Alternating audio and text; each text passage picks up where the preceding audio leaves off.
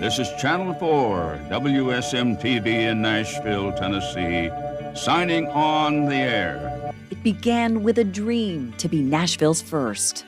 The whole story of Channel 4 is fascinating.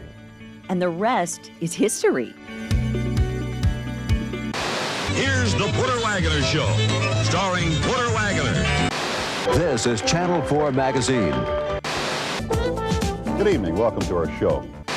From the studios of Channel 4, it's the Ralph Emery Show. From Channel 4 News, this is the scene at 10. A television station where some of the biggest names in history have walked.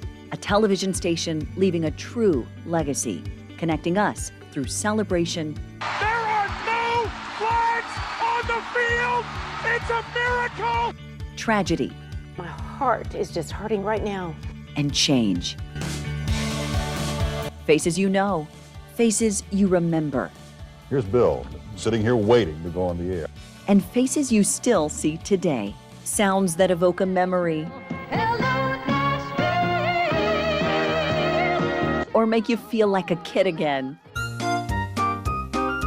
We're taking you back to our beginning, how we started, how we've evolved, and where we're going. We have a great history and an even more exciting future.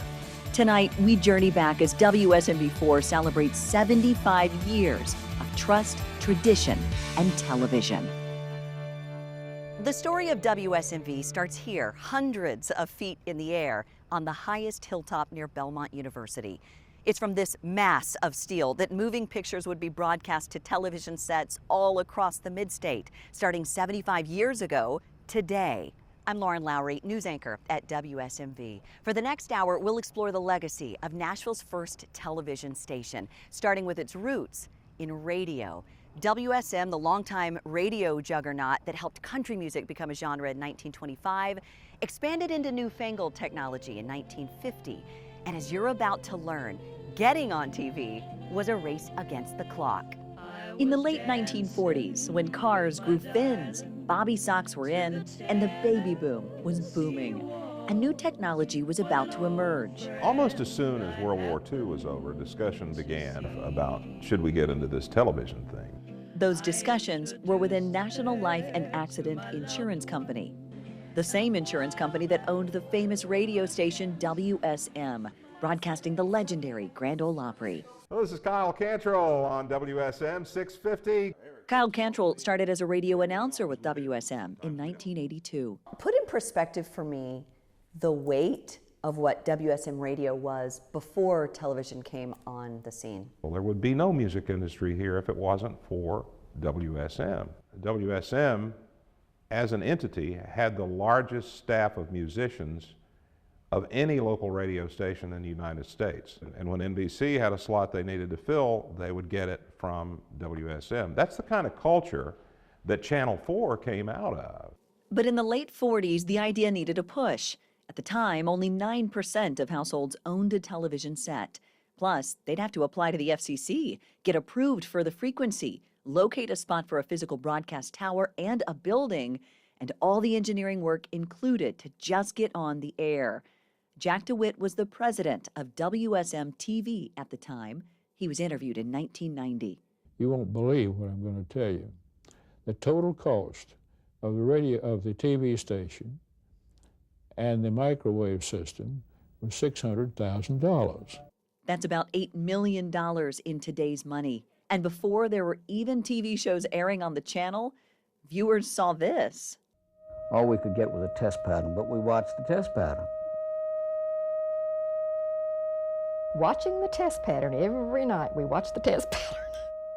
I guess maybe we thought that somebody was going to push a switch somewhere and we were going to see something. Dolores Harris had just graduated in 1950. Her dad bought one of the first TV sets in the neighborhood, but viewers wouldn't be happy with that for very long. WSM TV needed to get shows on the air before it was too late. Someone in Washington said, we've just got to put the brakes on this whole thing. In 1950, the FCC was overwhelmed and struggling to create a nationwide system to broadcast images and allocate frequencies. And they set a deadline. They said that there will be no more TV stations go on the air after September 30th, 1950. So that really accelerated WSM's plans. So at 1:10 p.m. on September 30th, 1950, the final day set forth by the FCC, WSM-TV went on the air. Push the button and pray. WSM Television, Channel 4, the video service of the National Life and Accident Insurance Company, Nashville, Tennessee. On that first day, and for many years to come, viewers saw Judd Collins, a longtime WSM radio announcer and host of the Grand Ole Opry, named the original newsman for WSM-TV. Judd Collins said it, you could trust it. And I think he had a lot to do with giving the station the credibility that it enjoys even now. This billboard from the early years shows Judd and WSM as clearly Nashville's #1 TV station. Thanks to the FCC freeze, it was the only TV station for 3 full years. Early viewers of WSM-TV watched westerns and pro wrestling, but it was the local programming that sealed the station's popularity. You're looking at the earliest moving pictures in the history of WSM-TV, home movies shot behind the scenes in 1951 by the station's first cameraman, Sid O'Berry. Thank you very much. Now everybody to the dance floor. But music was always at the heart of WSM-TV. I rocked and I rolled and I skipped with a spider. You bang your storm, you bang your style. The whole story of Channel 4 is fascinating, and it fascinates me because it's part of this great history of broadcasting that a lot of towns don't have. This was the foundation of a 75-year-long legacy. Soon, even more famous faces would grace the airwaves. There was a time when the station atop Nob Hill was churning out shows like a Hollywood studio. Everyone from Johnny Cash to Dinah Shore to Captain Kangaroo were taping in or going live from WSMV Studio A. Right where I'm standing, in fact. But 3 of our station's most famous shows deserve their time in the spotlight.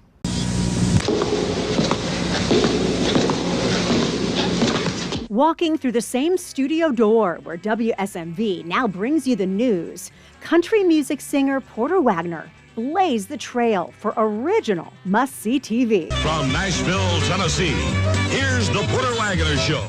Well, he was certainly a character, you know, that dressed in the nudie suits and was sort of bigger than life. For 21 years, the syndicated show brought the biggest stars to be. Starring Dolly Parton. Right to your living room. Other programs followed suit, drawing viewers to Channel 4 from morning to night. Dolly, there was Bill Anderson had a show. There was a whole bunch of people had shows down there. It was busy all the time. You never knew what was going to be taped sometimes, in the 70s particularly, in Studio A. They rented it out. Longtime entertainment reporter Jimmy Carter knows firsthand. I never heard no on anything. He executive produced dozens himself, many of which still live in the station basement in what's known as the cage. This is the early days of videotape. Well, some of it was like falling out of bed because you were Channel 4, big NBC affiliate in the country, region, and people need exposure.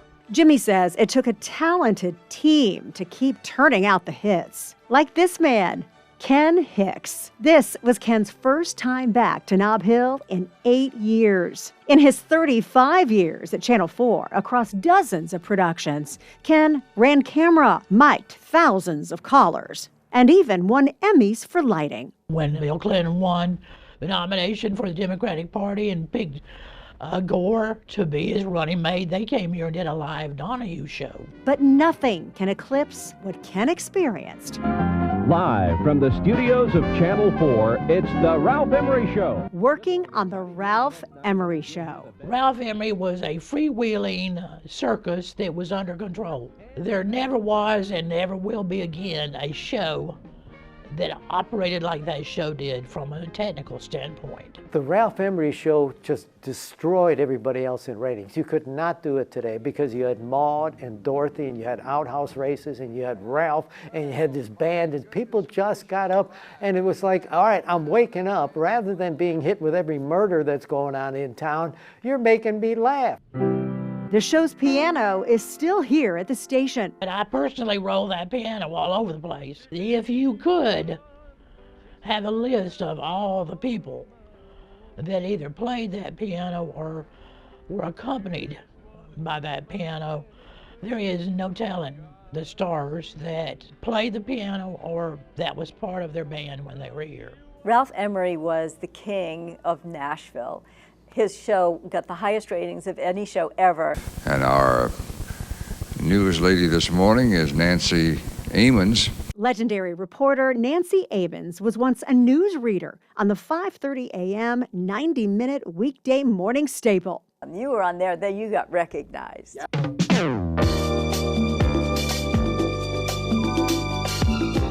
I wanted a closed set with no people around there that didn't have to be there. I wanted a comfortable setting. I thought people always are comfortable in a restaurant talking. So I wanted just to have conversation. Then at 10:30 on Sunday nights, the smooth sounds of the juggernaut Channel 4 original Miller and Company. Well, he had a beautiful voice. He was like the Mississippi River. How can you hate the Mississippi River? Hosted by one of the most beloved broadcasters in Nashville history, anchor Dan Miller. Dan was just somebody you liked immediately. He had the ability, here's the greatest thing if you're an interviewer, the ability to make people say, I can't believe I'm telling you this, but. He would just be so comfortable to be around that people just never even thought about the cameras. We had Johnny Cash and his mother, but that had never been done before and still never was, together. We had everybody, Tommy Lasorda, you know, every star in Nashville came through that booth. Yeah. For how long did that run? All during the 80s until he left. Dan went to Los Angeles and later returned to Nashville in the 90s. With it, Miller and Company, which continued to make headlines for huge stars and stellar ratings. But the real power of Channel 4's programs can't be quantified. They created a shared experience, sparking conversation and so much laughter, lightening the mood and lifting our community for 75 years and counting.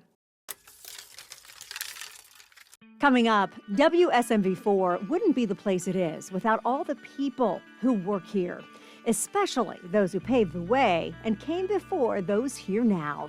Our Jeremy Finley sits down with many faces you remember to talk about the legends you all remember. And we can't talk about our 75-year history without talking about what is probably WSMV's biggest icon, Snowbird. How his legacy lives on all these years later.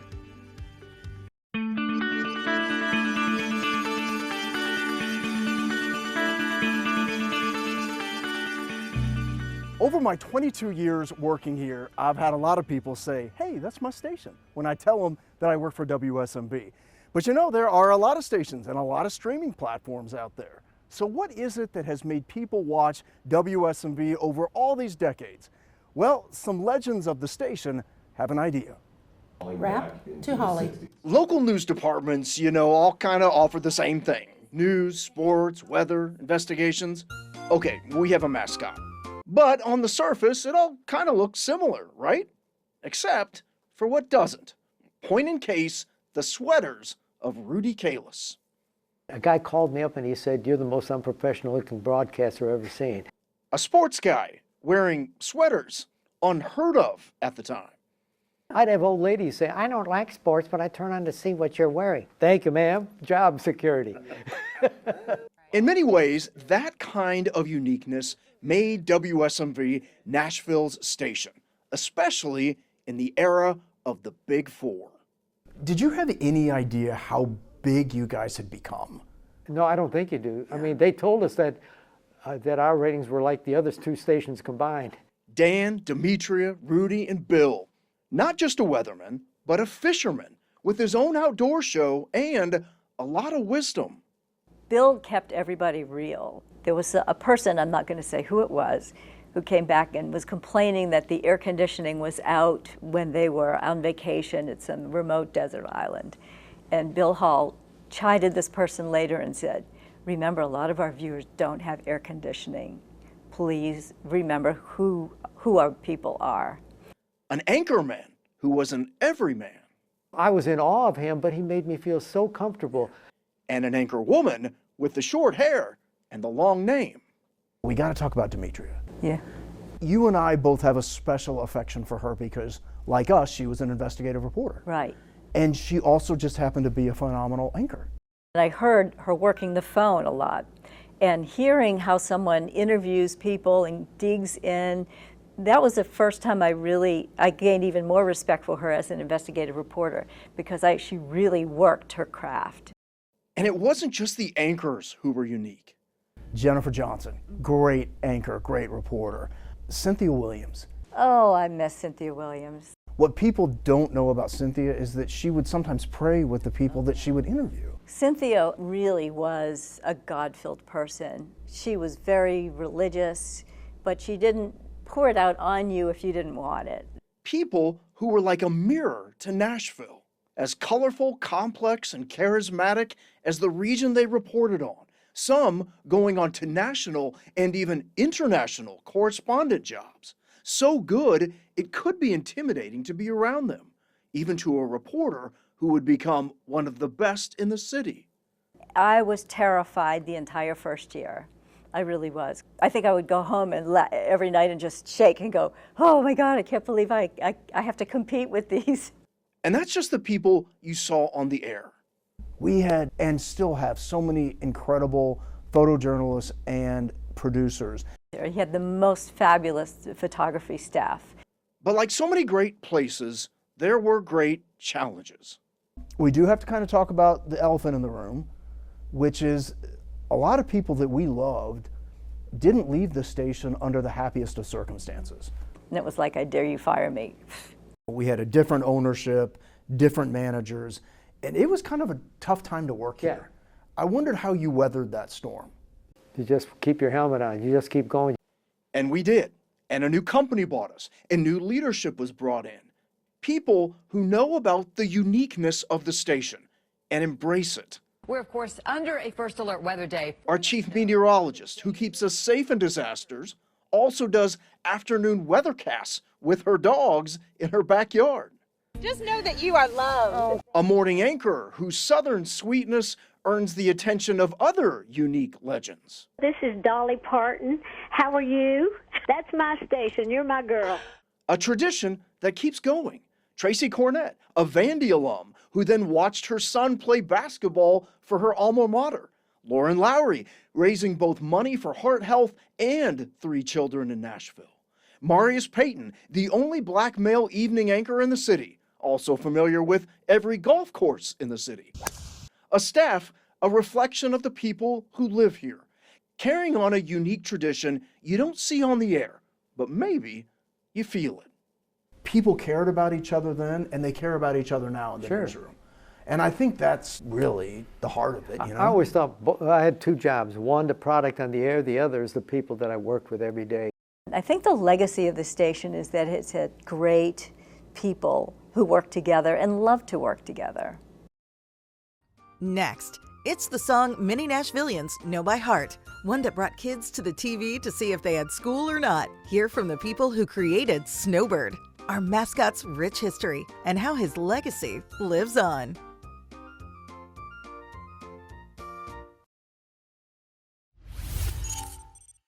For 50 of the last 75 years, WSMV4 has had something few TV stations could replicate. Snowbird. This beloved character has been the source of school closing information for many parents and children.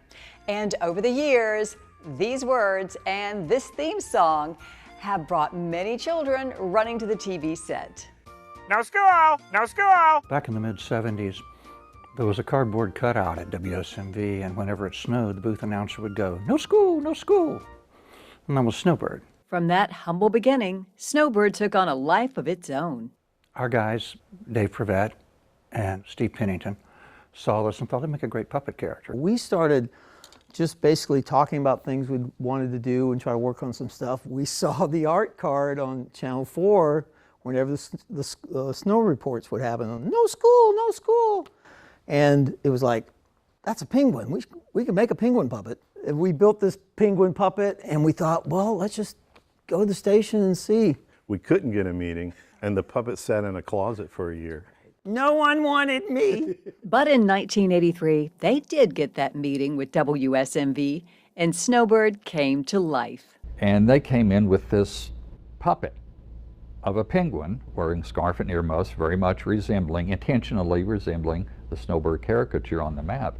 So when they came in, they were pitching the idea to Channel 4, said, hey, bring this character to life. So for whatever reason, and I'm glad they did, Channel 4 decided this is a good idea, maybe we ought to try this. So they did. David wrote the first promotional spots featuring legendary weatherman Bill Hall and the new Snowbird, along with his sidekick Myron the Rat. David Van Hooser was the one who gave it a voice in terms of his scripting, his writing, and that gave me a nugget to jump off of. I remember the rock and roll radio station immediately started making fun of it. The Tennesseans started writing articles about it.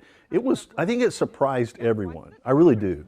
I know that Channel 4 was like, what is this? It was lightning in a bottle. It really exploded. And then they said, let's make some more. Make more they did. The Snowbird team went on to make several children's campaigns, some shot right here at PK Pictures, a couple of Christmas specials, and even an Olympic special, which prompted them to create even more characters besides Myron. I know there are a lot of bad things in the world, but Christmas helps us remember it doesn't always have to be that way. David Van Hooser was, I think, sort of recreating that camaraderie that you saw on The Muppet Show, because The Muppet Show had already been on for a number of years at that time. And so we had Phoebe the Hippo, and we had Homer the Mooch, yeah, Crazy Larry, and all these characters that we just couldn't find space to put in all the spots we did. Well, everybody's heard about the bird. Channel 4's David Van Hooser also produced a series called A Word from Snowbird, which won numerous national awards. Following in Bill Hall's footsteps, every now and then, those of us on the weather team get to join in the fun with Snowbird and Myron,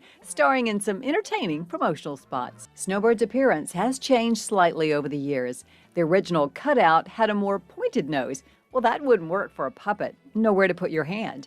The first puppet and even doll had a blue mouth.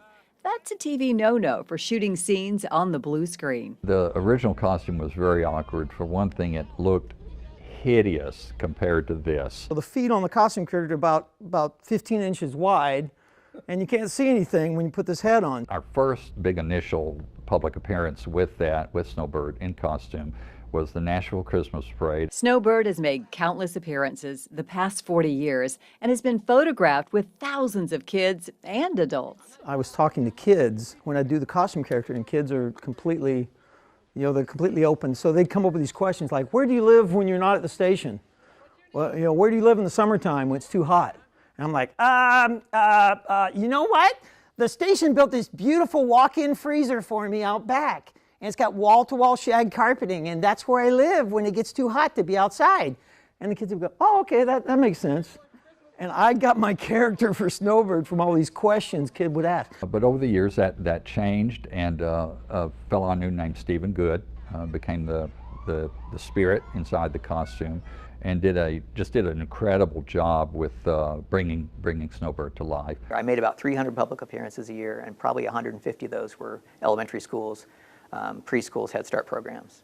And then the rest of the appearances were Christmas parades, county fairs, 5K runs and walks for charity events, public libraries when they have summer reading programs. For nearly 24 years, from 1993 to 2017, Stephen Good was the actor who portrayed Snowbird in the costume. There is no doubt about it, he brought fun and laughter to every event. During my reading assembly, I would always have the books behind me, on a table or stage area or something, and I brought a volunteer up for each book. So I would read the book, and they would show the pictures to the audience. And when I turned around to get the book, of course, my tail feathers shook. And you never heard 156-year-olds erupt in laughter like you have when that happens. Snowbird merchandise is still very popular.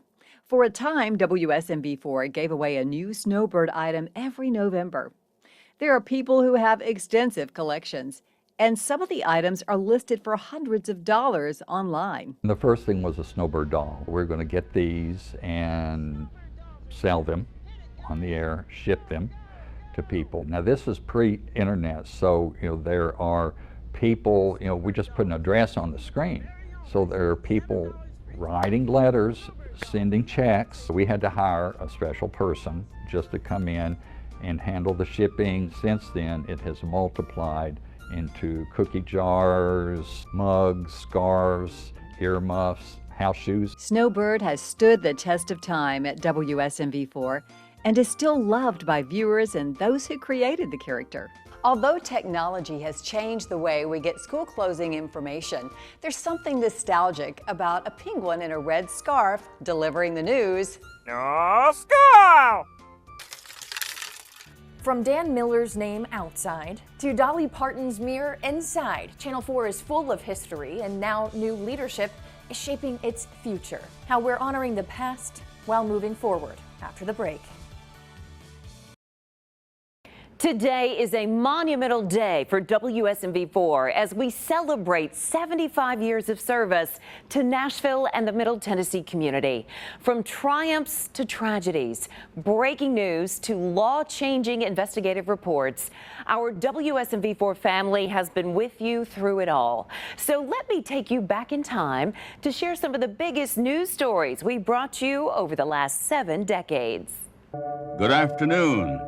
This is Channel 4, WSM-TV in Nashville, Tennessee, signing on the air. The first television station in Nashville, WSM Television, went on the air September 30th, 1950, launching its first news broadcasts in black and white, bringing some of the most popular Nashville events into the living rooms of WSM viewers. In 1960, WSM news crews showed viewers the Nashville sit-ins, protesting racial segregation at lunch counters. The station's first live remote, a prison riot in 1960. Then, in 1972, coverage of an event that changed the face of country music, the Fanfare Music Festival, now known as CMA Fest.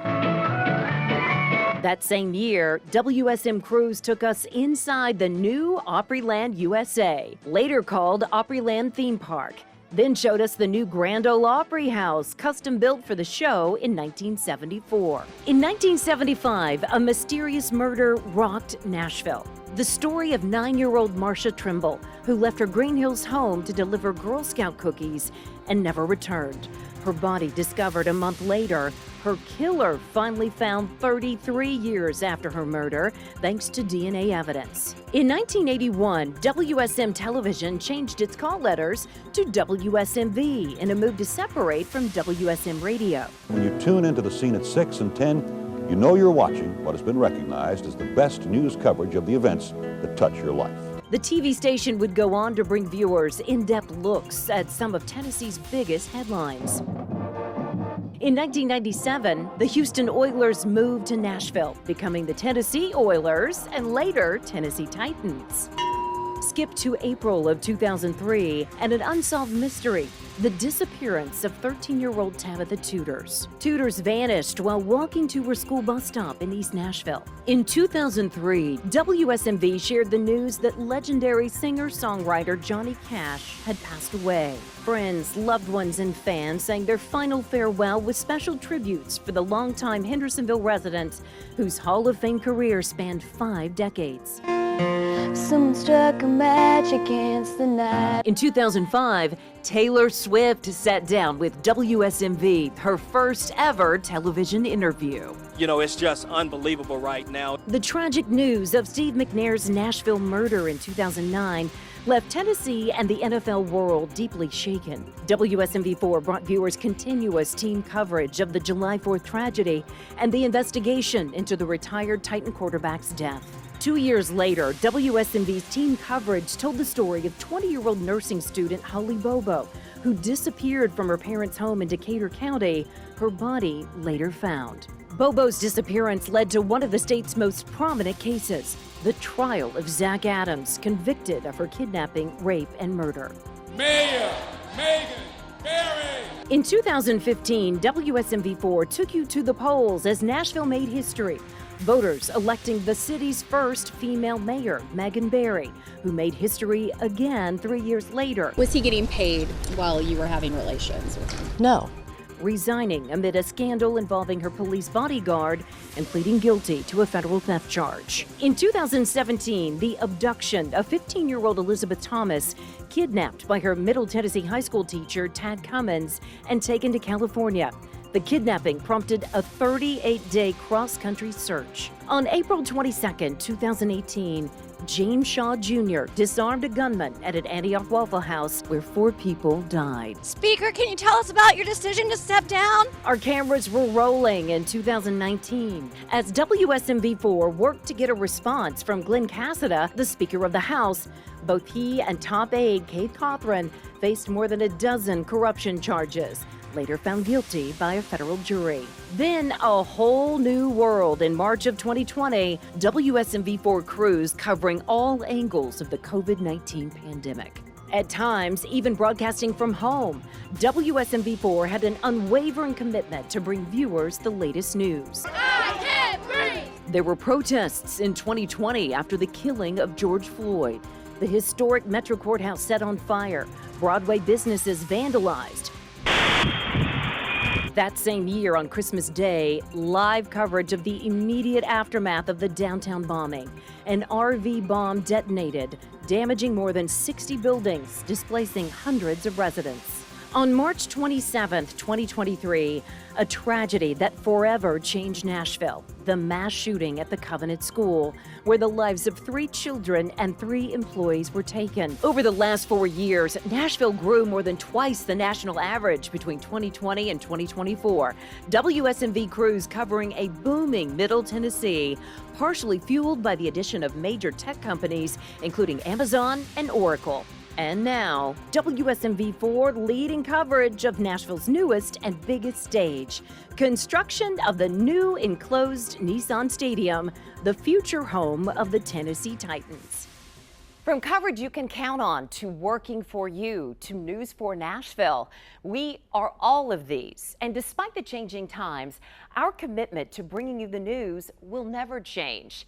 We're also committed to keeping you safe during severe weather. And Dan, there's lots of it. That's for sure, Holly. Tornadoes, hail, snow, record cold, searing heat, drought, ice, and floods. It's all weather we see here in Middle Tennessee. And WSMV4 has remained committed to keeping you safe with our predictions for decades. But we can't talk about the weather without talking about another historic first for WSM-TV. In 1964, more than a decade after being on the air, we were the first television station in the United States to get satellite weather map photos transmitted from NASA's Nimbus satellite. And we were able to dig those photos up. Okay, now we can get into the weather history. Just months after WSM-TV came on the air, its first real weather test. The worst ice storm in Nashville's history hit January 29th, 1951. Freezing rain, sleet, and snow shut down Nashville for days. Fast forward to 1966, another massive winter storm. This one made the news because it struck the day after Halloween. No, I don't think it's going to snow, not 6 inches. In 1993, we had so much snow, it's still called the storm of the century. Needless to say, with a name like that, mid-state kids got out of school. I'm gonna throw a big snowflake at my brother. 26 inches of snow fell in parts of Middle Tennessee. We've been known to have historic tornado outbreaks, and our history of those dates back to the 70s. On April 3rd and 4th, 1974, a 2-day, 16-hour stretch of tornadoes tore through the mid-state and up and down the East Coast. Here in Middle Tennessee, at least 24 touched down. It's still our largest tornado outbreak in recorded history. Sometimes memorable tornadoes strike by themselves. This next one hit at one of the worst possible times, Christmas Eve 1988. An extremely powerful F4 tornado rolled through Franklin and Brentwood early in the morning when most were sleeping. This is real scary. 10 years later, another historic tornado outbreak. On April 16, 1998, 13 twisters formed. One hit Nashville, testing the trees in the WSMV4 parking lot. Windows were blown out of skyscrapers downtown. Some older buildings collapsed. Turns out an F5 hit Wayne and Lawrence counties that day. 21 people were injured. Another 10 years passed before the Super Tuesday tornado outbreak in 2008. A tornado hit Fairview, but the worst of the bunch, in EF3, rolled across Trousdale and Macon counties into Kentucky. 22 people died in this storm. It ripped apart a gas plant that exploded into flames, illuminating the night sky 40 miles away over Nashville. Most of you probably remember the tornado that hit right before the pandemic in 2020. In the middle of the night, a devastating EF3 that stayed on the ground for more than 60 miles hit Germantown, East Nashville, Donaldson, Mount Juliet, and Lebanon. An even more powerful EF4 slammed Putnam County on the west side of Cookeville. 96 people were injured in that tornado. 19 lost their lives. There it is. That's the tornado. Just in the last 3 years, deadly storms have hit from Clarksville to Hendersonville to Gallatin. I don't think it's a bad idea that we go back to the control room. And this year, for the first time ever, here at WSMV4, the First Alert weather team had to evacuate the studio for a tornado warning. We want you to take cover just like we're taking cover. We took cover in our underground control room along with 15 of our friends and coworkers as a storm closed in on our location. Thankfully, we escaped unscathed. It's not just wind, rushing water is so dangerous. And we've had historic flooding in the mid-state over the last 75 years. In May of 2010, one of the most significant weather events possibly ever here in Nashville, a once-in-1,000-year flood. Water buried parts of I-24, downtown Nashville, and the Grand Ole Opry. 27 people lost their lives in Tennessee and Kentucky. Property damage totaled in the billions of dollars. Then there was what happened in Waverly in the summer of 2021, the deadliest flash flood ever in the mid-state. On the morning of August 21st, more than 20 inches of rain fell, setting a new 24-hour rainfall record for Tennessee. The banks couldn't hold the water and toppled over, destroying a community, killing 20 people in its path. Something Waverly is still rebuilding from today. And we'll be there for any other major weather events to come. We're committed to being your First Alert station. Over the past 75 years, sports have galvanized our communities here in Middle Tennessee. They are woven into the fabric of who we are. And WSMV has been there to capture the moments that stand out through the generations. He's got it. 20, 10. He's got it. End zone. Touchdown Titans. There are no flags on the field. It's a miracle. It's going to be a play. It's going to be remembered for a long, long time. How many people were there? 62,000, but there's 120,000 people that said that they were there, you know, and we all remember it's, you know, where we were and what we were doing. I just feel blessed and honored to be part of, you know, the sports history of Nashville. And people still come up to me to this day and recall what they were doing, where they were at. That's pretty humbling to think that people have been cheering and remembering that, and it's brought connections to so many people in the community for all this time, man. Connection. It's the power of sports, and we've witnessed just how glorious that can be. Glorious. No, I won't give in. I won't give in till I'm victorious.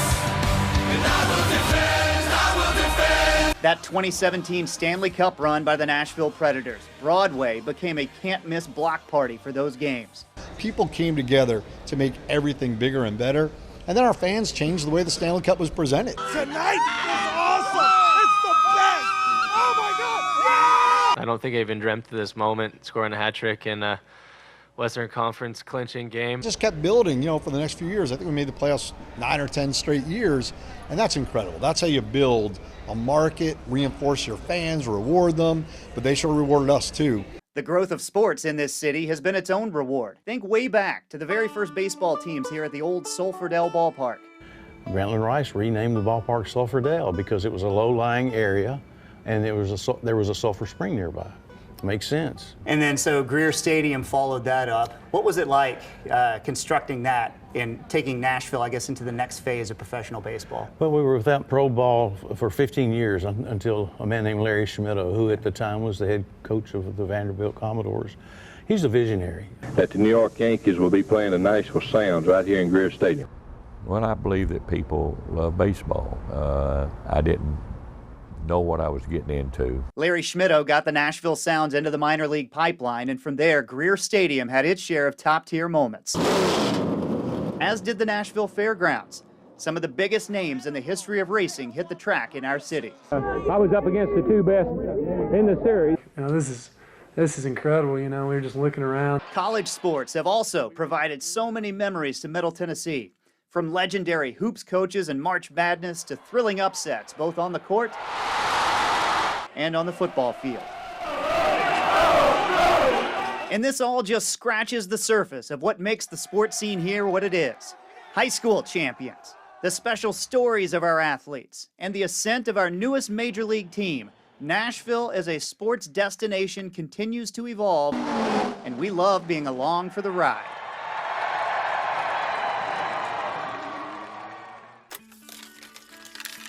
Coming up, you still see them on TV today, but they got their start right here. How WSMV helped launch some of the biggest careers in the industry.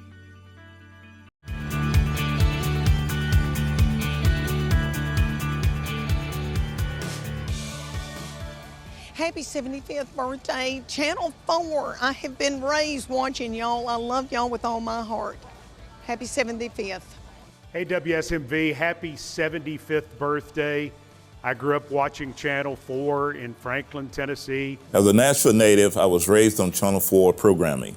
Hey WSMV, Al Roker here. Congratulations on the big milestone you're all celebrating there in Music City. 75 years on the air in Nashville. Incredible. Keep up the great work. I joined so many in saying happy 75 years of celebrating. Congratulations on 75 years of impactful local television.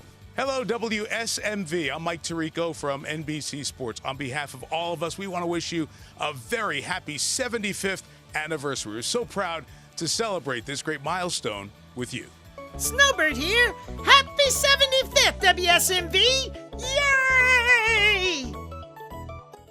We are now on the set of Today in Nashville, but back in the day, this used to be the old WSM newsroom. This is where some of the former anchors and reporters worked on all of their stories.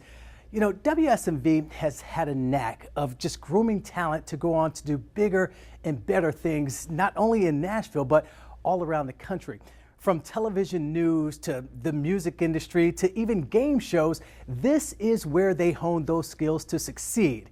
And right now, we're going to take a look back at 3 names you just might remember. You welcome them into your home on a nightly basis. The voices and faces are memorable, but after leaving Nashville, whatever happened to them? Names like Robin Roberts, who was a sports anchor reporter here from 1986 to 1988. Robin, nobody wants to see you leave. Where are you going? I'm going to Atlanta, Georgia, going to a Gillette Group station there. So I'm staying, I'm trying to tell everybody I'm staying in the family. It's just like a transfer. After announcing her departure on the Ralph Emery Show, she went on to anchor Sports Center on ESPN. Now you can catch her every morning as the primary anchor on Good Morning America. But Nashville is the place she was fond of. I appreciate everybody that I've received a lot of calls and letters, and people are super here in Middle Tennessee. Yeah. I mean that sincerely, and it was a hard decision. Well, I'm sure it is. What was the name of that girl who used to do sports here on this show? See how quickly? I'm not even called yet. I'm not even gone yet. Or maybe our viewers remember this guy, John Tesh. He anchored alongside Dan Miller from 1974 to 1976 and recently came back to WSMV to visit the station. What was it like? What memories came up when you walked through the doors? I had worked in Raleigh and Orlando before I got a call to come to Nashville, and I was 21. When I came to visit to do the audition, it scared the heck out of me because it was a real serious news organization. Tesh fit right in. Our tour of the station brought back fond memories of special friendships. Oh my gosh. I gotta tell you, this guy for sure, you know, I mean, Dan Miller became my best friend. I used to take him out on my boat on Percy Priest Lake and make him water ski. And Dan had the ugliest legs you've ever seen in your life. John Tesh went on to anchor Entertainment Tonight. He also became an award-winning musician, even taking a quick break to play one of his most recognized tunes, Round Ball Rock.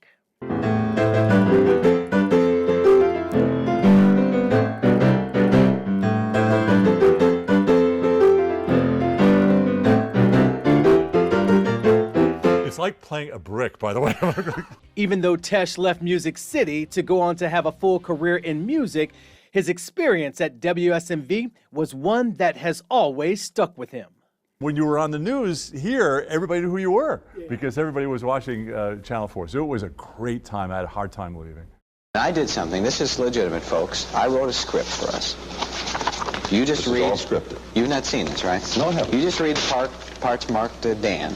Pat Sajak started as a weather forecaster for WSM back in 1974.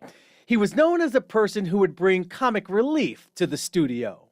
Sajak would do something really ridiculous. I don't think you probably have this in the vault, but he showed up with like casual Sajak sold it for the weather, and Dan goes, hey, you know, in that great voice, he goes, hey Pat, why don't you wear a suit every now and then? He goes, you know, because I'm really comfortable doing this. He says, no, this is the news. You really should be wearing a suit. So the next night, Pat shows up in a clown suit. Of course, Pat Sajak is better known as the face of the game show Wheel of Fortune, a job he held from 1981 to 2024. But his time at WSM still holds a place in the heart of station faithful for the fun-loving spirit he showed nightly. By the way, Pat, what time is your radio show on? Nice of you to ask, Dan. It's from 2:30 until 5, Monday through Friday on WSM 650 on your dial. I personally think it's one of the top radio programs in the country. Gosh, Dan, you didn't have to say that. How about the weather? Dolly Parton used to stop at this mirror before heading into our studio. Today, it's a reminder of our past and of the new chapter we're building now, where we've been and where we're going next.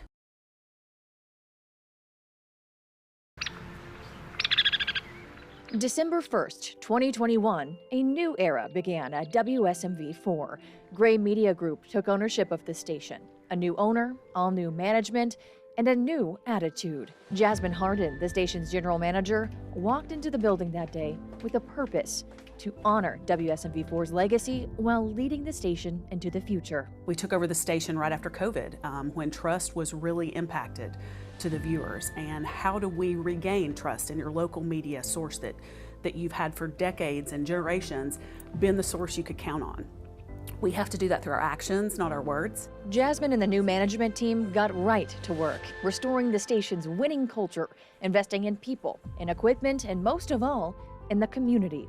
Investigative reporter Jeremy Finley, who spent 22 years at WSMV4 through its ups and downs, felt the difference immediately. I think from the get-go, the message was very clear.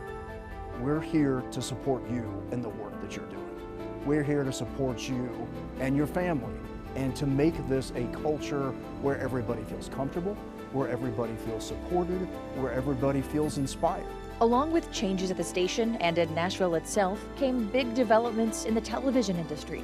The emergence of digital and streaming set WSMV4 on a new course, becoming a nationwide leader in providing news and news-related content all day long on your TV, your phone, your computer, and now on streaming apps. We've built out a whole schedule of streaming specific content that is local and unique, and we're doing more than any other station in Nashville on those streaming channels right now. We're just going to keep building on that momentum as we go into the future.